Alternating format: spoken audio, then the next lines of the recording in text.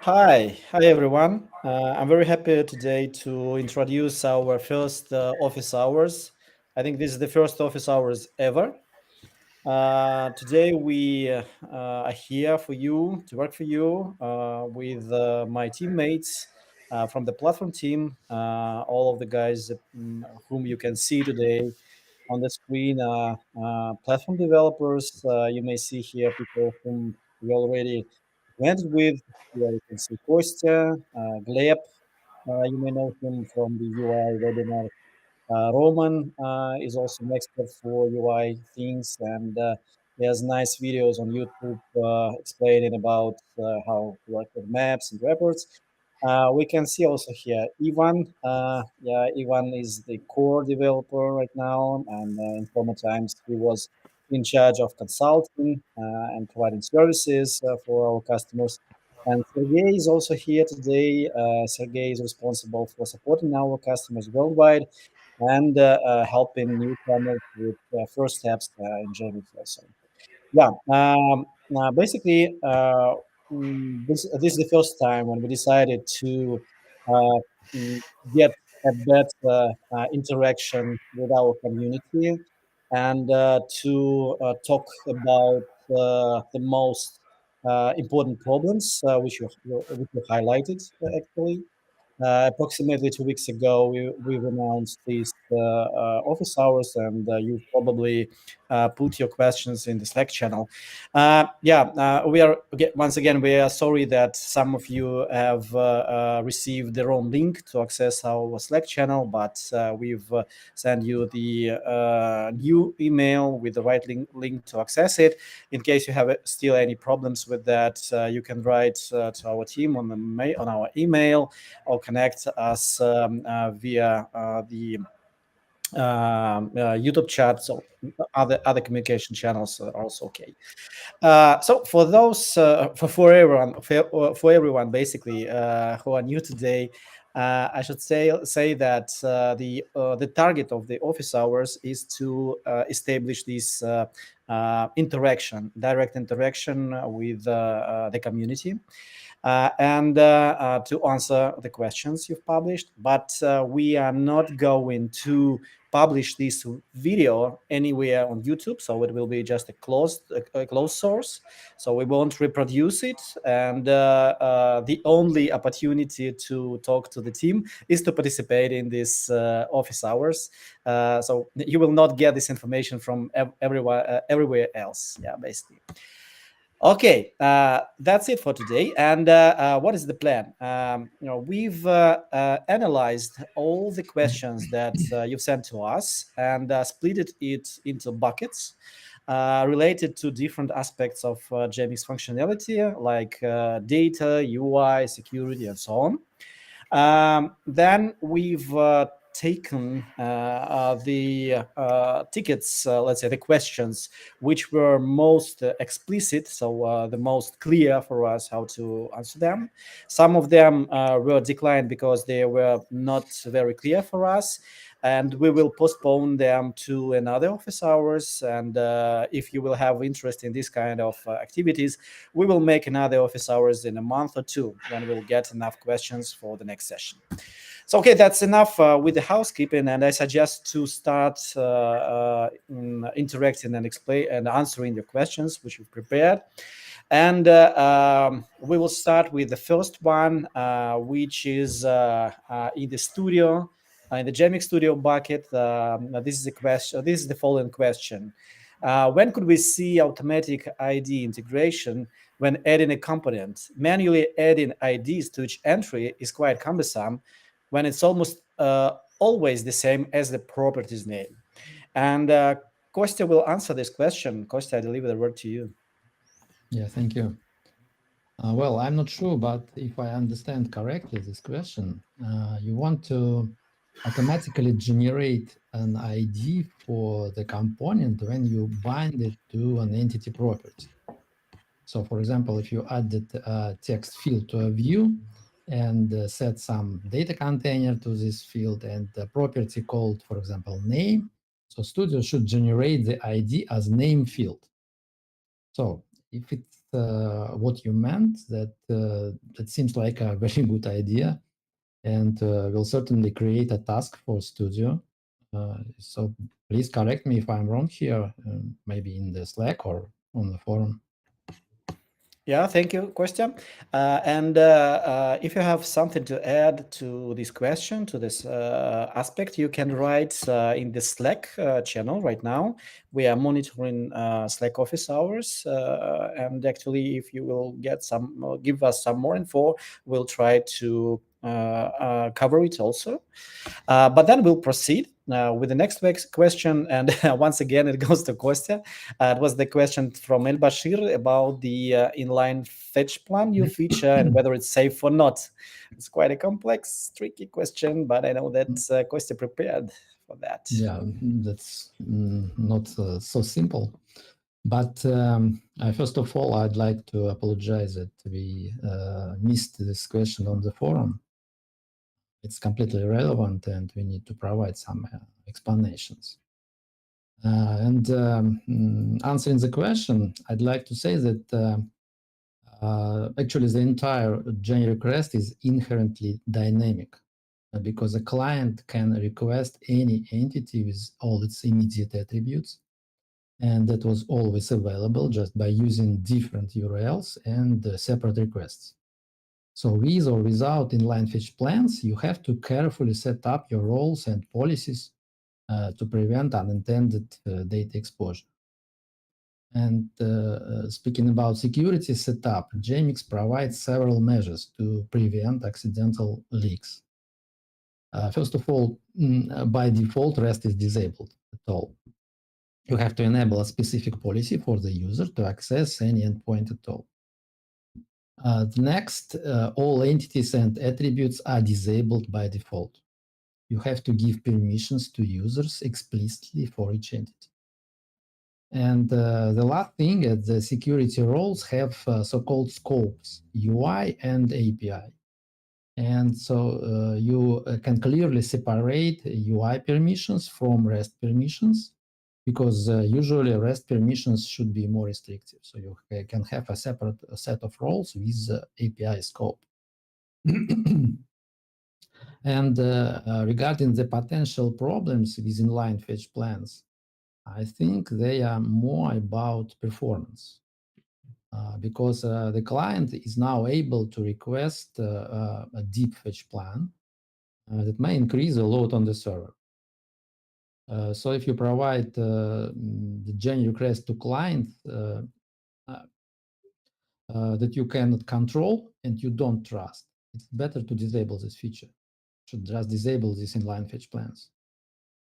By the way, they are disabled by default in existing projects when you're using Studio for migration to the newer version. And maybe it's even better to provide some custom endpoints instead of generic REST API if you don't trust your clients. Actually, the main motivation for implementing inline fetch plans was to simplify usage of REST data store. We wanted to make it as seamless as possible, and now it's really really quite seamless integration. Generally speaking, we would recommend using the generic REST API in integration scenarios when you control or at least trust your clients. And dynamic and flexible nature of generic REST is not what you need for public APIs or for front ends written in JavaScript. So perhaps we need to articulate it better in the docs. Thanks for this question. It was a helpful reminder. Thank you, Kostya, for answering this question. And yeah, basically, you always have the opportunity to write your own REST controllers using the Spring Boot functionalities. And I think that we will modify the documentation to highlight it more in a more explicit way. By the way, for those who are just entered our conversation today, don't forget that you can post your questions additional in the Slack channel or in YouTube. We are monitoring it, and if something related to the questions we discussed today will appear there, we'll try to highlight. Don't forget that we have 1 hour time slot. We don't want to spend much more time on that. Once again, thank you, Kostya. And we are moving further. And the next question is coming from the UI aspect. And the question is, when could we see some better UI formatting options? Sometimes we have a public web forms with a confirmation page have had pretty negative feedback on the visual appeal. There are some good uses of making Jmix look nice in things like the bookstore demo. Bookstore is the application demo, which is available in the sample, in the demo applications on our website. Could we see some more documentation come out in the future on how to make Jmix look nicer for more public-facing services? Also, yes, I know this is a skill issue, but still a skill issue I think Jmix could improve on. And this question goes to Gleb, the guy who provides fancy UI webinars. Gleb, what's your answer? Well, of course, we probably can provide more view templates that, for instance, implement visual appearance of use similar to our bookstore demo or something like this. But in general, if we speak about customer-facing applications, visual appearance may be really different, because in case of enterprise applications, we have typical UIs, like we have table with actions, we have detail view and stuff like that. When we, again, speaking about customer-facing applications, design may be different, and we cannot provide template for every possible design. And instead of that, we try to provide webinars or topics about how to implement what you need, what skills do you need to implement this stuff. And but yes, I agree that we probably need to provide a couple of examples in a way of view templates, like a kind of starting point for you. Mm-hmm. Mm-hmm. Well, thank you. Thank you, Gleb, for answering this question. And if I'm not mistaken, you are going to show some tricks on that on the next webinar next week? Actually, yes. Actually, next Thursday. Or in a week? I don't Next week. remember the exact Next week. date.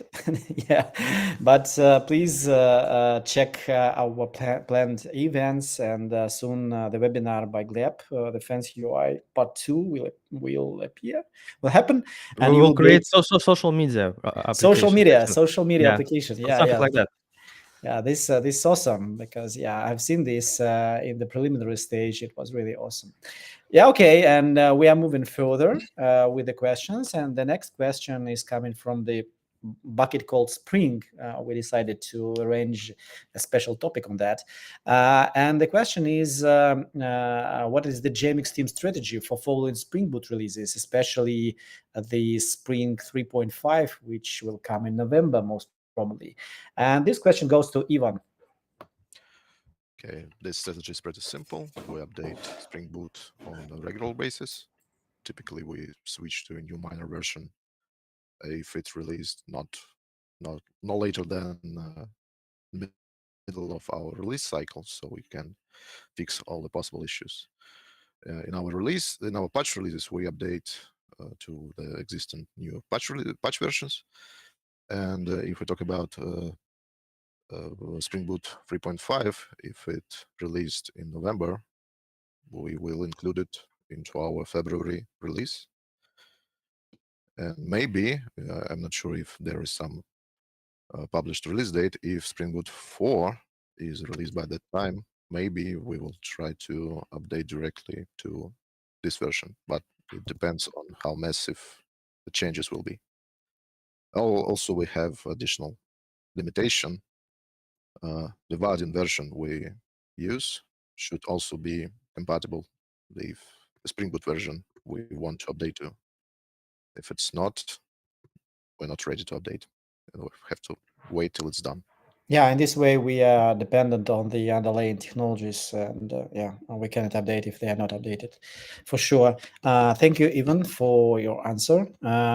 For those who are watching us live right now, don't keep your emotions in yourself and press hearts or flames if you like the answer of the questions to make our session more live.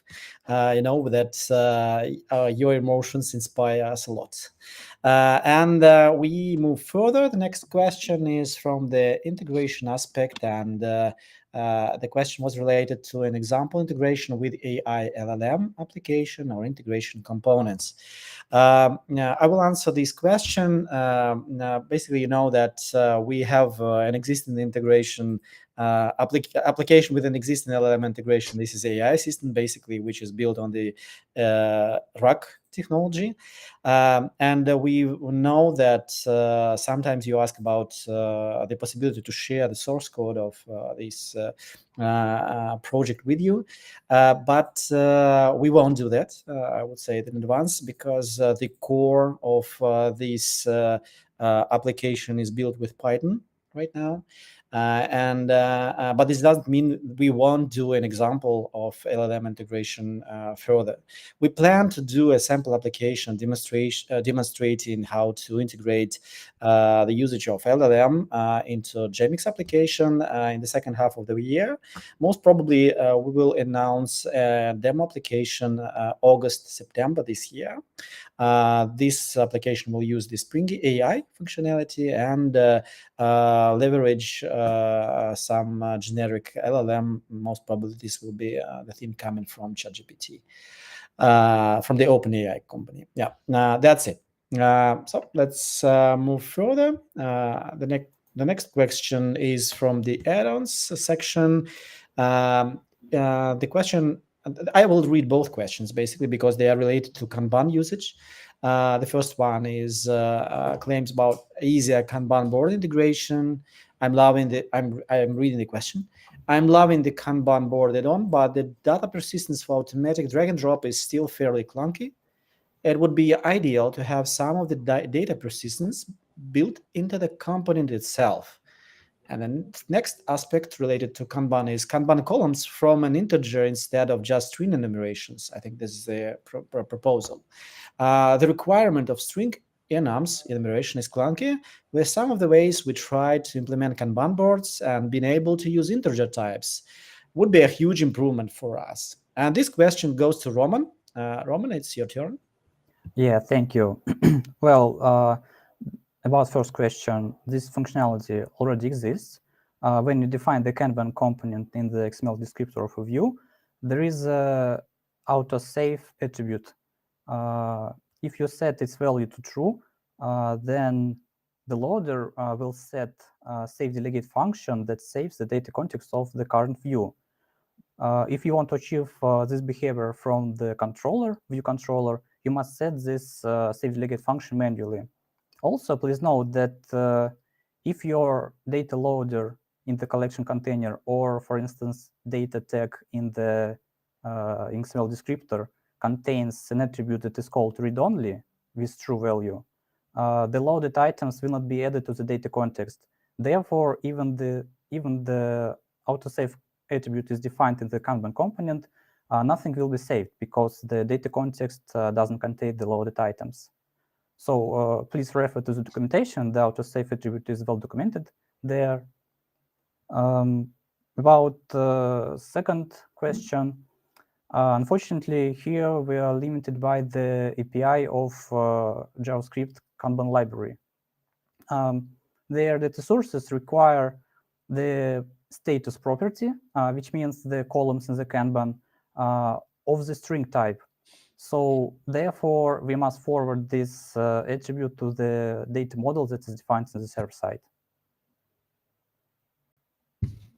Thank you. Thank you, Roman, for your answer. I'm very happy that we have questions on the Kanban, which we've introduced last year. Basically, it was absolutely new UI component, which is focused on business requirements we receive from our audience. Yeah, and that's great that you are trying to adopt it, and we will be happy to get your feedback about how it could be improved to cover more use cases. And then we go further, and the next question is related to the license and stuff, and let's say other questions. And I will answer this question. The question is, with international tensions heating up, can Jmix have a more detailed information about a more detailed about section on their website, detailing their national origins and history? I've recommended the framework to several colleagues, and all of them have raised questions about the national origin being unclear. I think the lack of information available makes some people, especially potential US companies, feel unsafe, given the current paranoid climate. Yeah, okay, I will answer this question. First of all, Jmix is delivered worldwide by the Holman Technology Limited company, and this company is a UK company. So basically, we are a United Kingdom company, and the headquarters are located in London. But we also have a development office in Montenegro, in Podgorica. It's quite large. We have more than 40 people working there. But that doesn't mean that that's all. Basically, we have developers spread worldwide, and we have developers in Austria, in Serbia, we have developers in Kazakhstan, and in Russia also. Because you may see that if you will check internet information, you will see that this technology originates from Russia. Yeah, I know that right now it's quite difficult to interact with Russian entities, and for you it's absolutely safe, because you will never interact with Russian entities if you work with Jmix commercial services or commercial consultancy or trainings. The official entity for our commercial operations is Holman Technology Limited UK. And everything about legal stuff is safe. And please don't forget that the framework itself is open source, so basically it has no origins. But once again, it is originated from Russia. Yeah, that's it. I think that's not a secret. Yeah, okay, and we will move further, and I should highlight to the team that we have additional questions in the YouTube channel chat, and in the Slack channel also, especially from Benoit. We have some questions related to Spring and maps, and I would like Roman and Ivan also check whether we can answer these questions. And if you will be ready, please highlight. We will cover them also. And we will move forward according to the plan, coming back to the data. And the question is the use case of composition with a lot of detailed tables and few levels on some possible creation of view template for composition and tab display, so that people don't need to manually provide the data context. So I read this question basically, and yesterday it was absolutely clear for me. Now it looks quite confusing. Yeah, Gleb, can you please answer this question? What do you think? Actually, same for me. When I read this question, I think it's about different things. Let's first give some details. When you use composition, it means that by default, when you open a detail view for that entity that contains has composition to other entities, they are loaded at the same time with this entity. And if this collection is large, it may take a lot of time, for example. And this is why you can refactor your view so that make this composition behave like association. So you can make this composition having its own jQuery query, so you can assign pagination and stuff like that. And also you can, for example, move data grid to a separate tab in tab sheet and make this tab lazy and initialize related data grid and even load data only when this tab is accessed for the first time, which makes your view, let's say, more lazy. more efficient. But in this case, if you still want your collection of entities, related collection of entities, behave like a composition, which means that you want them to be saved at the same time as their parent entity is saved, you have to make adjustment into corresponding actions like create action, edit action, remove action, and as this question says, you need to manually provide parent data context. Yes, it is. You need to provide parent data context. And how I see this question right now, probably we need to provide a couple of new view templates that already consider this implementation. So you don't need every time tweak your view manually. Just choose another detail view template that already consider that you have composition, but want it to be association, but behave like composition. And actually, we show how to implement such views in our training course, just in case. But I agree that probably we need to consider providing a new view template. Okay. Thank you, Gleb, for answering this question. And actually, the next question is also coming to you. The question is about out-of-the-box theme management, dark and light theme. This is it's the most important feature for developers. User-specific theme settings, other settings. What do you propose? Well, firstly, we considered implementing our own visual component to switch between theme variants like light and dark. And if you take a look at our documentation at our UI samples app, you will see that it contains custom UI component that switches between light and dark themes. But the thing is that UI components that switch provide switching between theme variants, they're too different. It may be just a button like we have. It may be checkbox. It may be switch component. It may be drop down with auto, light, dark, whatever stuff, or it may be part of other user menu like I don't know, in GitHub or stuff like that. So we decided against providing our own visual component. Instead, we provide API for easier switching between these variants, because you may have your own named theme variants, because light and dark just names, which means that particular CSS variables will be changed to another values. You can provide like cobalt, purple, dark purple, whatever theme presets you may name. And not only dark, but also cobalt. I like this color. In my application, never mind. Okay, purple, green, whatever. And using our API, just simple helper class that switches in HTML what theme preset should be used, and also stores it in local storage. What setting you prefer to restore it later. And in a couple of minutes, you can implement your own visual component. It can be button, it can be drop down, like we show in our documentation. Later after the stream, I will post link to our documentation that shows how using drop down button component, you can implement your own theme toggle companion using our API. Just simple as that. Yeah, that's great. Thank you, Gleb, for your answer. I think that it's quite clear right now how to proceed with the next steps. Those who are listening to us, you can ask additional questions in the Slack channel, and Gleb will try to answer them regarding to this topic especially. And we proceed with the next question. And then the question is for Sergey. Use case for in-app purchasing using a provider such as Stripe. This feature can be used for purchase of digital assets or activation of additional application components.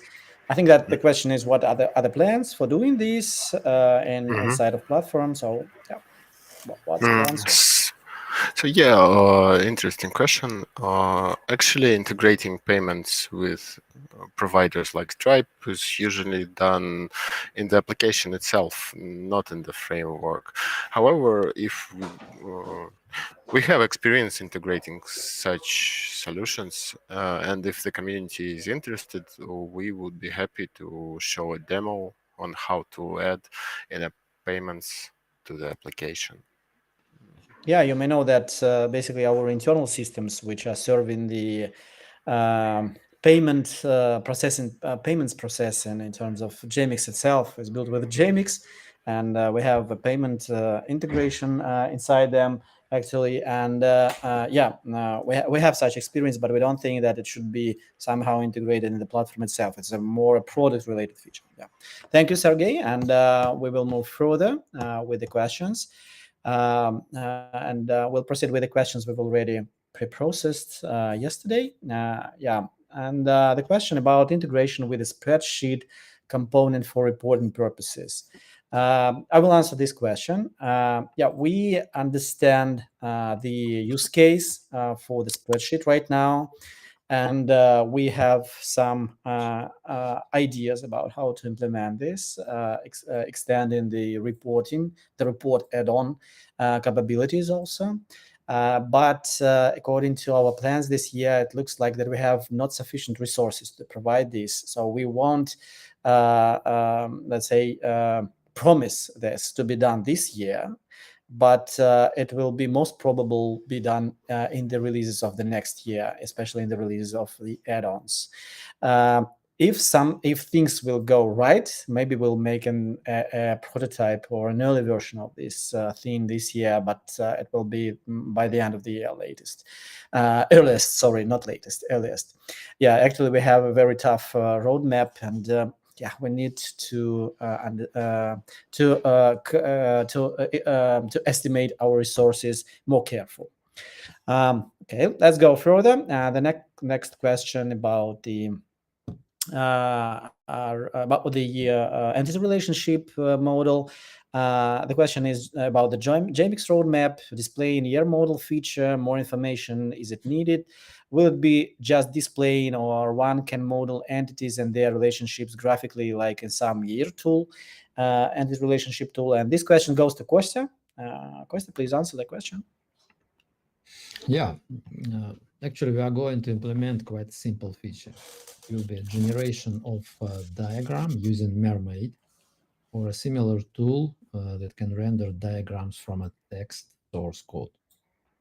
So in the running application, you will be able to click a menu item, and it will open a web page or a view inside the application with the diagram rendered by Mermaid. It will show the whole data model of the application. And we think it will be very helpful for developing reports at runtime, also for creating filters or security roles. So it's not about designing the model, it's only about visualizing it. Thank you, Kostya, for answering this question. Yeah, basically this will be a runtime functionality, which we hope this will help people who are developing reports in runtime, or making some writing some GPQL queries, or operating with generic filter, or writing GPQL queries to filter the data in the grid, to understand the data model without the need to open the Jmix Studio. This is as it is, as we plan it for this year. Thank you. The next question is about chatbots. There were several questions about chatbots, and also about chat UI components available in the Jmix as a UI component.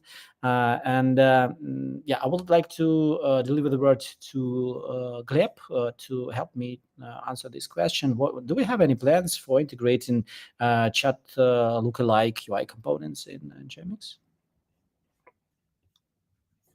Well, actually, Vaadin provides free components for implementing chat functionality. They provide a message list component that displays messages, and they provide message input field. that supports like enter, shift enter, and other shortcuts. We just didn't didn't add XML integration for these components because we thought that probably they are not too related for enterprise applications. But if you vote for such issue, we certainly can provide XML integration for these components, and you can use them to implement your own chats or whatever thing you need. Yeah, the same is basically done in the Jmix AI assistant. Yeah, you can see and it. right now you can use them just from Java code. You are not limited. Thank you. And if we talk about chatbots and chatbot interaction, we know that there are use cases produced by our community when our community integrates the interaction with the chatbot in Jmix application, and we also have plans to provide a sample application for that, a demo application for that. This will be an integration with the Telegram messenger. This is the one which we have the most experience with. It is also planned for the second half of the year, so maybe in autumn this sample application will be available. Okay, let's go further. We have some questions more related to add-ons. I will take the one about dashboards. Creation of an impressive dashboard page since dashboard add-on is not available anymore. I'm using the Apache Superset integration, but I would also like to have independent dashboard components that do not change in structure very frequently. And this question goes to Roman. Roman, please. Yeah, thank you for the question. Firstly, I would like to explain why we integrated with Apache Superset. The Apache Superset offers a wide set of pre-installed visualization options. It provides a no-code interface for building charts and provides smooth integration between elements within a dashboard. It also supports pro-level security for datasets inside the Superset. In comparison to the dashboards add-on in Jmix 1.5 or later versions, Apache Superset doesn't provide all the features expected from the dashboards. Specifically, end users can customize dashboards for themselves. However, Apache Superset automates data extraction and visualization, which means you don't have to do it manually. Well, we understand the value of the classic dashboard add-on, and we plan to provide tools or maybe components that help create dashboards. Unfortunately, this will not be feasible this year, so you should expect it next year, probably. Roman, thank you. And I will just drag one question out of the Slack channel because this is basically the topic you are working on right now about the group table component. This is a famous group table component. And the question is, when are we planning to add a group table component? What are our actual plans for that? Can you answer this question also?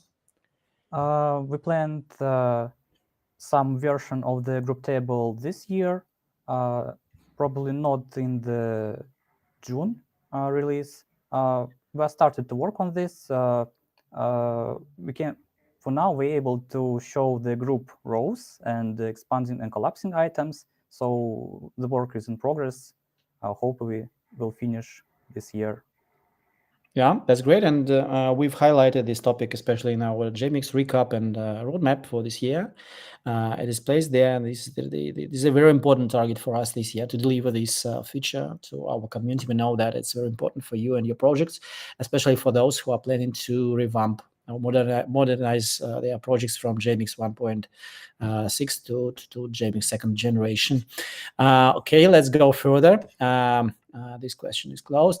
The question is, are there any plans for the BPM add-on to include a solution where users can create more complex input dialogues other than the dynamically created ones? For example, an integration with BPM IO's other model, Form.js, or another similar built-in solution. I will answer this question. Actually, we have no plans to integrate this functionality in Jmix. And we know that sometimes we meet such requests, especially for the runtime functionality, to let not the developers but power users create some custom process forms in runtime for the application.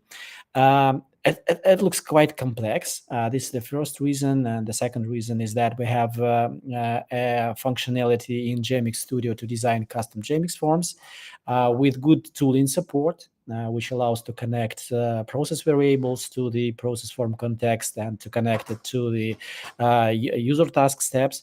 But nevertheless, we have such an integration already performed in our dedicated product called OpenBPM.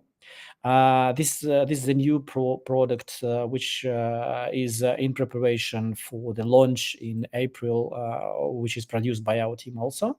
This product targets more generic use cases for implementing and designing process-driven applications. And please follow our news letters, and we will announce the launch of this product soon.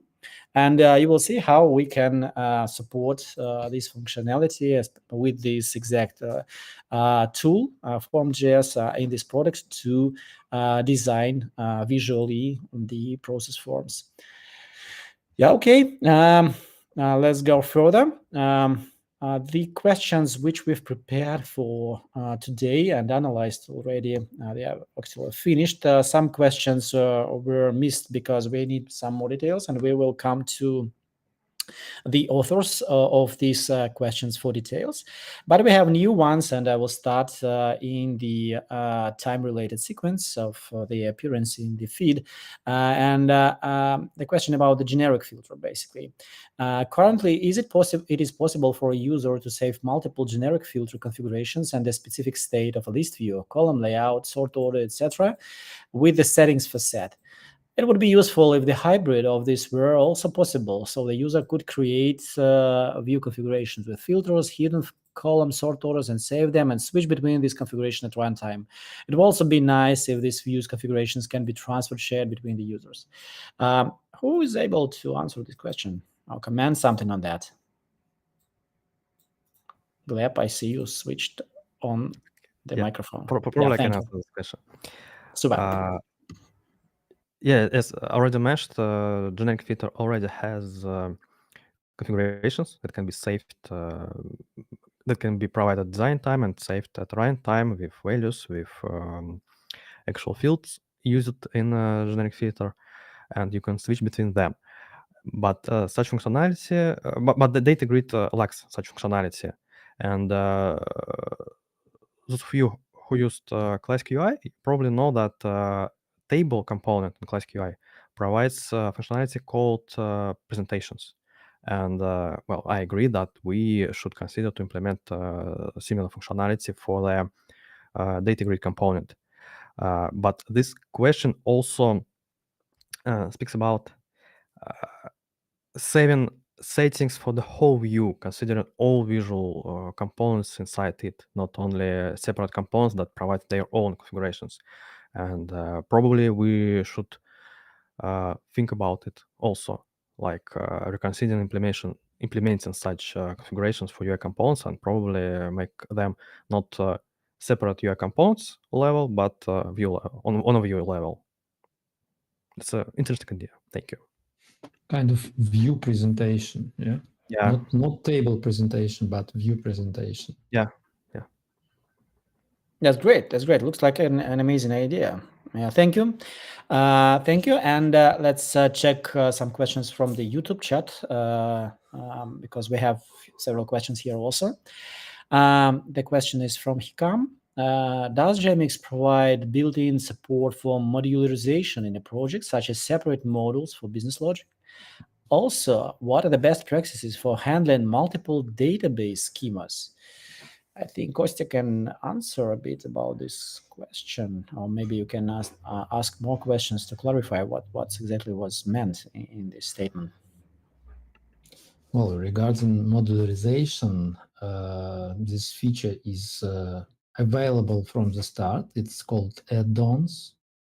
You can aggregate your business logic or model or even UI in a separate project and build an add-on that will be used by other add-ons and applications. And you can even develop all your add-ons and applications in a single IDE project for easy refactoring and instant, I would say, seamless development of the whole information system. So I don't think it's maybe the question is about something different, but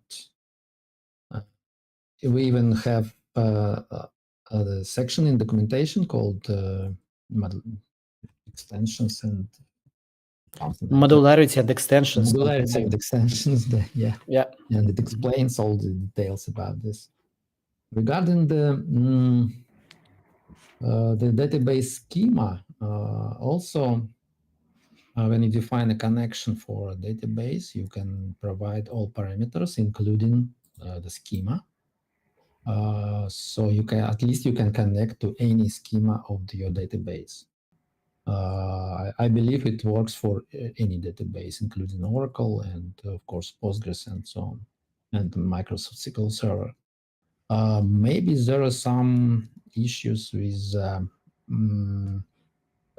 changelog generation by Studio, but anyway, we need some clarification about the problem. Okay, thank you. Hikam, if you have more questions related to this issue, you can post a question on the Slack or channel or in the forum, forum.jmix.io, and we can explain more about this topic. Or maybe you have some questions about architectural consulting or solution consulting. You can also ask us for help, and we can provide consulting services on that. And we will move further because we have more questions in Slack. I will read several. From Binoa. The question is, how can we use Spring components in method-based property like at instance name needed and get it in screen encode and in report? And there is an example, fun get current owner, time source, and blah, blah, blah. So it's written in Slack. So does anybody have idea on that? Yeah, let me ask an answer. Again, if I understand correctly, this question, and again, it's available from the start because you can just provide parameters to this method annotated with instance name, or also for a method annotated with post construct annotation. And for example, this time source, you can pass a parameter of time source type to this method, and the framework Jmix will inject the instance of this bin when invoking this method, because these methods are under control of Jmix. It won't work for regular getters and setters. It will work only for methods annotated with instance name or post construct. And by the way, the documentation has an example of such injection in the instance name method in the section about instance name. Yeah. So you can search for this instance name annotation and you will find it in the docs. Super. Our documentation really covers a lot of topics. Don't forget to check there. Yeah. Okay. And let's move further. Yeah, basically, I will get a few more questions from the BNOA thread thread, and the questions here are related to maps. I suppose that Roman can know answers on that. How to have geometry as real special type, like PostGIS in PostgreSQL, and how have a legend and layers on the map. Can you answer these questions, Roman, or you need additional time on that? No, I guess I need additional time because well, from start we didn't provide integration with PostGIS. So we need to investigate the ability, and it probably will be another issue in the maps add-on. Okay, for future improvements. And what about a legend and layers on the map? Could you repeat please this question? How to get a legend and layers on the map? So I guess Bino asks about the legend possibility. Legend is described in attributions attribute, where we can place the, for instance, OpenStreetMap attributes, and every layer and source provides these attributions. Do we have some related example in UI samples with the legend? I don't think so, because the source, this called OSM, already contains specifies OpenStreetMap attributes. Okay. Yeah. Okay. Thank you. Thank you, Roman, for answering the question. And we'll move forward to YouTube channel. And here is the question from C. Thalaxmi. They are all there. Will schema other than public schema be allowed while creating additional data store?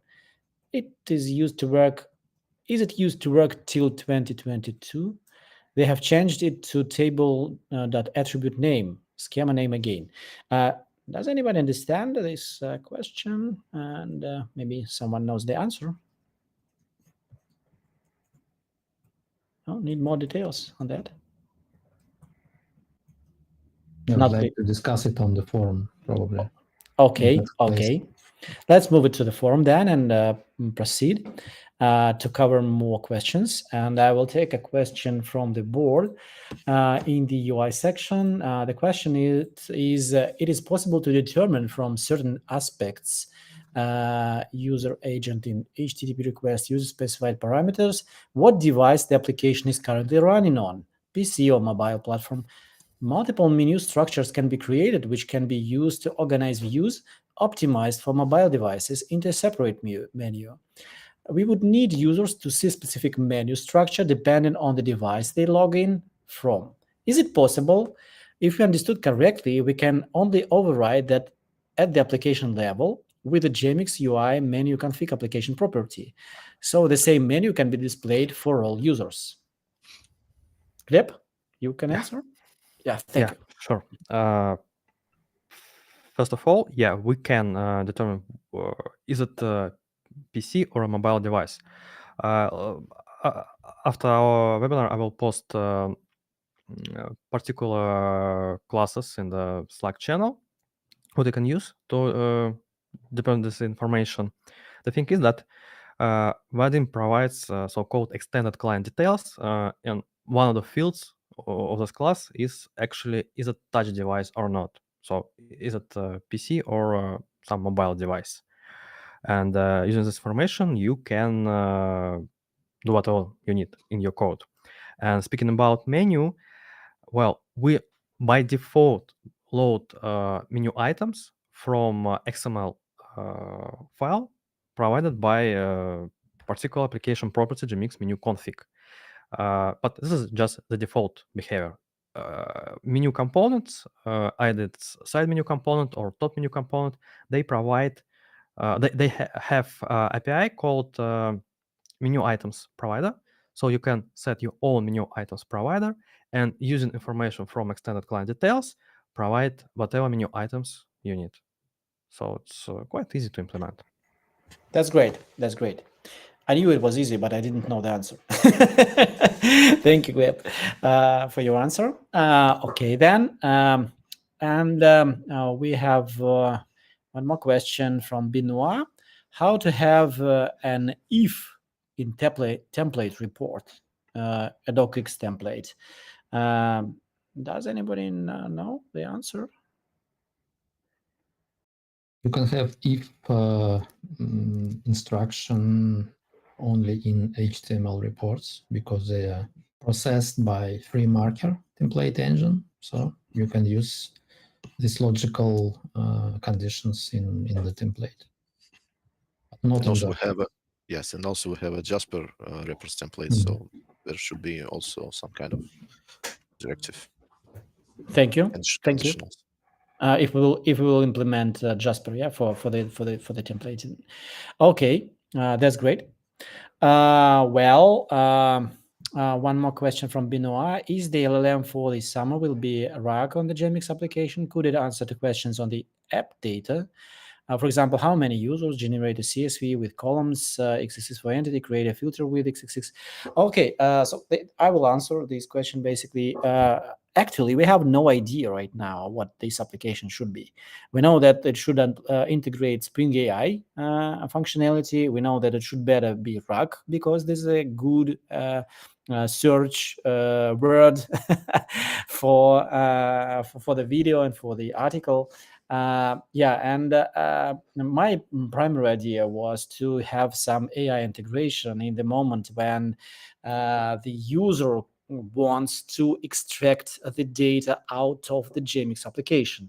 People say that the best way to integrate an AI functionality to your application is when the user tries to get the data out of it and to make some rearrangements or enhancements in Excel, for example.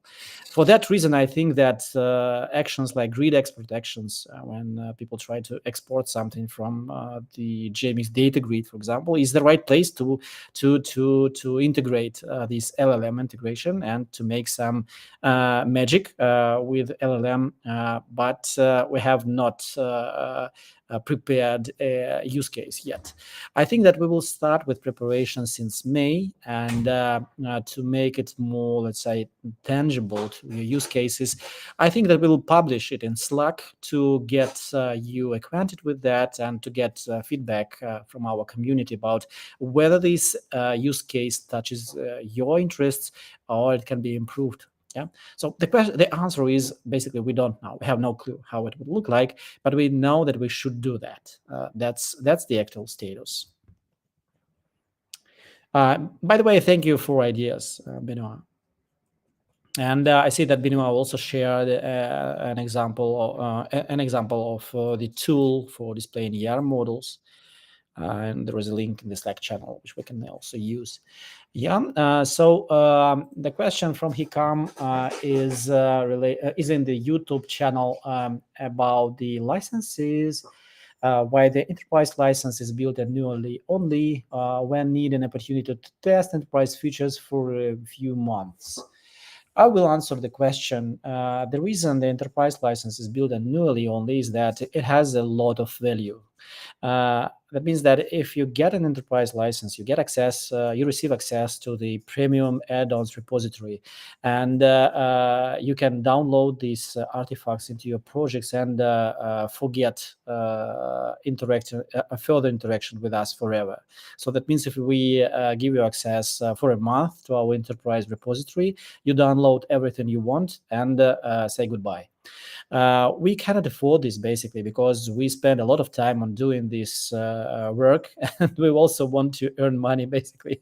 This is the power which drives our further improvements of the framework itself, which was still open source, and we mentioned it in our Jmix recap article placed in the Jmix blog. But nevertheless, we understand that sometimes, especially in the enterprise infrastructure, it is mandatory to get a long test run in advance before the decision about the adoption of the technology will be done. For that reasons, you can contact our sales team and we will find a solution for you. Basically, sometimes we can provide a Jmix Enterprise long trial subscription for the exact enterprise customer for half a year. So this can be done. But you need to contact us and explain how to what are you going to reach. Because this is a very feature-rich, valuable functionality, And that's the reason we deliver it only on the annual basis, not a monthly basis.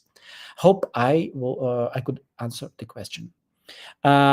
Well, I think I see in the YouTube chat also some comments about Stripe integration.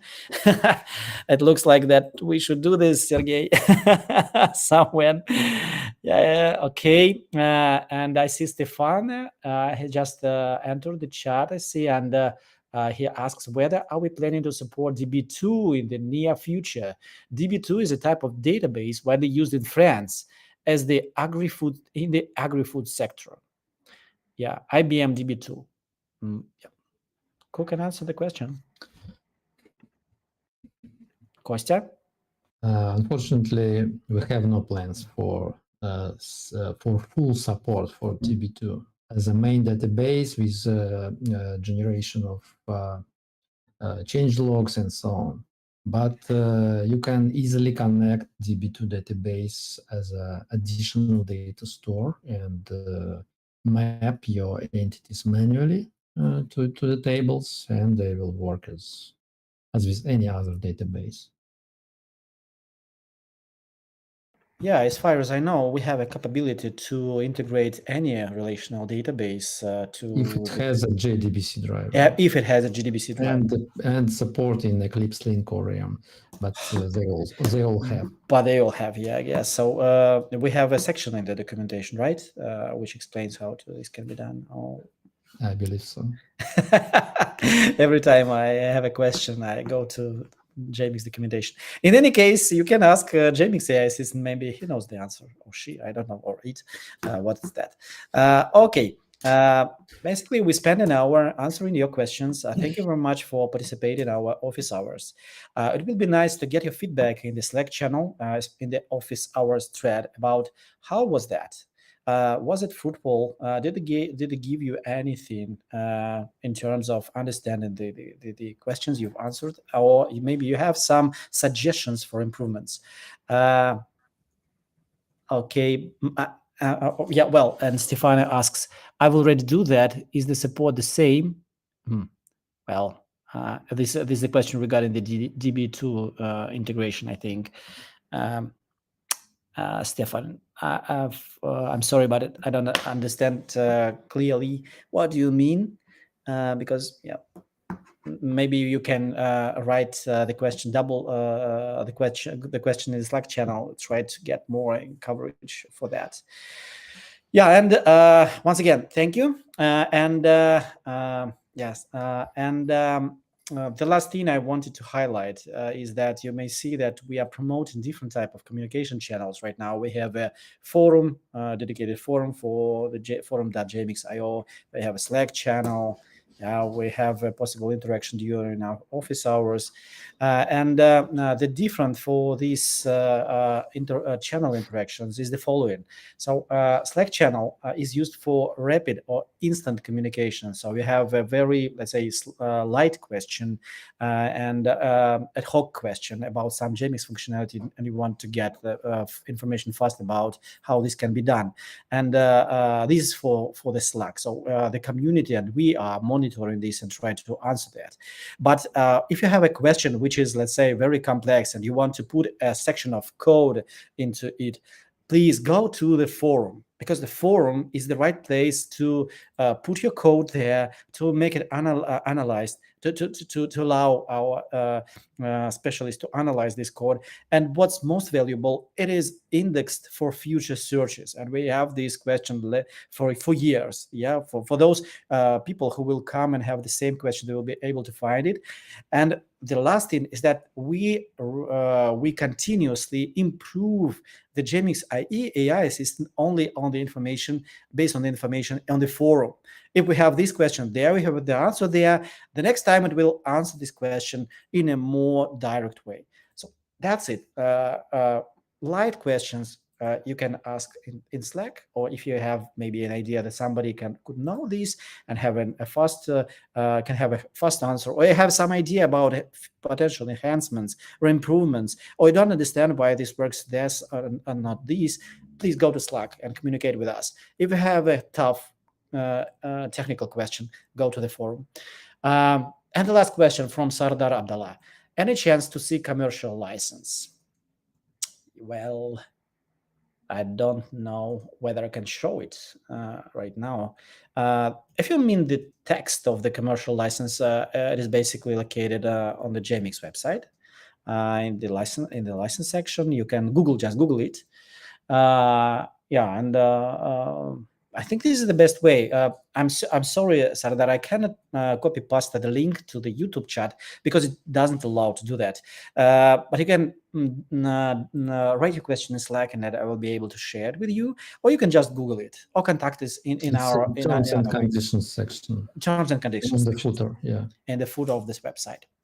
So thank you very much. Thank you for the team. Thank you, Kostya, Ivan, Gleb, Roman, Sergey. I hope to see you next time in a month if we'll get the insights from you, and we'll see that this was fruitful, basically, because our target is to deliver more value for the community and vice versa, get more insights. Thank you very much, and see you next time. See ya. Bye-bye. Bye-bye. Bye. Bye.